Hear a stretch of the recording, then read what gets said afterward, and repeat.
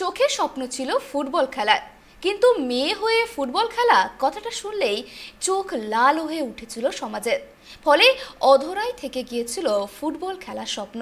তাই এবার নিজের স্বপ্নকে পরবর্তী প্রজন্মের মধ্যে বাস্তবায়িত করতে উদ্যত হয়েছেন ছাতনার দুমদুমির ভারতী মুদি কোড়া। নিজের মেয়ের সঙ্গে গ্রামের মেয়েদেরও নিয়ে এগিয়ে চলেছেন তিনি।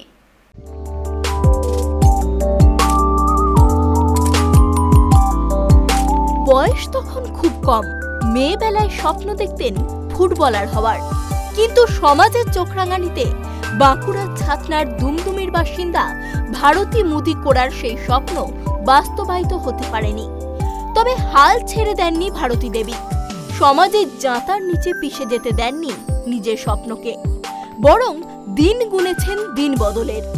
নিজের স্বপ্নকে পরবর্তী প্রজন্মের মধ্য দিয়ে বাস্তবায়িত করতে উদ্যত হয়েছেন ছাতনার দুমদুমির বাসিন্দা ভারতী মুদি কোড়া।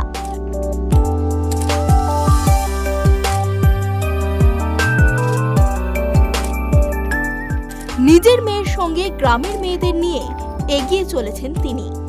নিজের দেখা স্বপ্নকে বাস্তবায়িত করতে 2009 সাল থেকে তার পরবর্তী প্রজন্মদের নিয়ে শুরু করে দিয়েছিলেন ফুটবলের প্রশিক্ষণ শিবির। ধীরে ধীরে সেই প্রশিক্ষণ শিবির এখন অনেক বড় হয়ে উঠেছে। এই প্রশিক্ষণ শিবির থেকেই এখন মেয়েরা রাজ্য স্তর থেকে শুরু করে জাতীয় স্তর সব জায়গাতেই অংশগ্রহণ করছে। ভারতী দেবী নিজের স্বপ্নকে বাস্তবায়িত করতে না পারলেও মেয়ের ইচ্ছা পূরণের মাধ্যমেই যেন তার সব আনন্দ।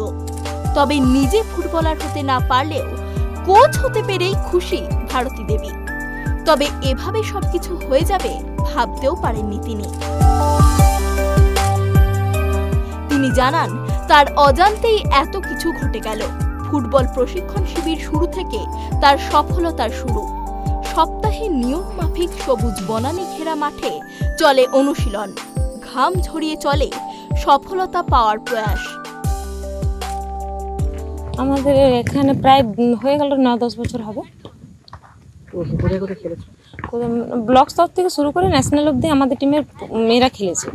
মানে ব্লক খেলেছে, ব্লকের পর ডিস্ট্রিক্ট আছে, ডিস্ট্রিক্ট থেকে ন্যাশনাল, মানে স্টেট, তারপর ন্যাশনাল মিট পর্যন্ত করেছে।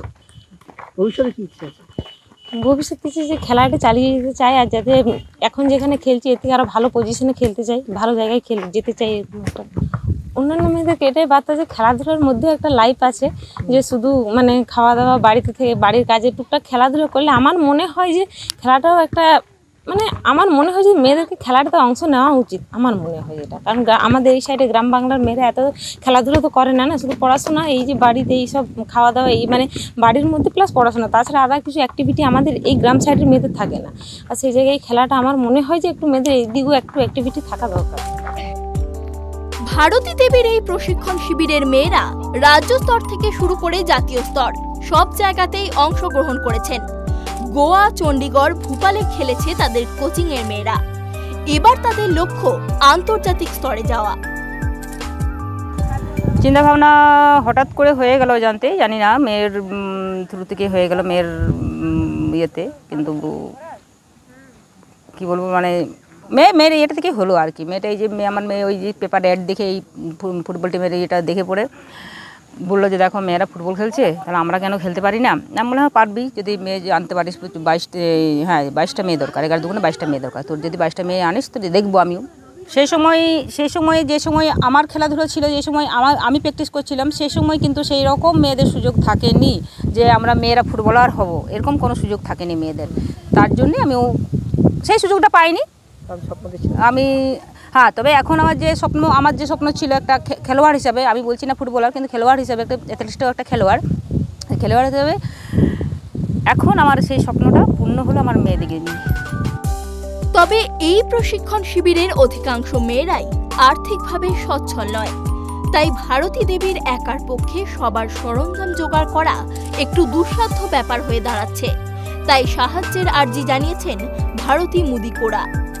আগামী দিনে তিনি এইভাবেই তার ফুটবলার তৈরির কাজ চালিয়ে যাবেন বলে জানিয়েছেন তিনি। বাঁকুড়া থেকে সুদীপ কুণ্ডুর রিপোর্ট, ট্রাইব টিভি।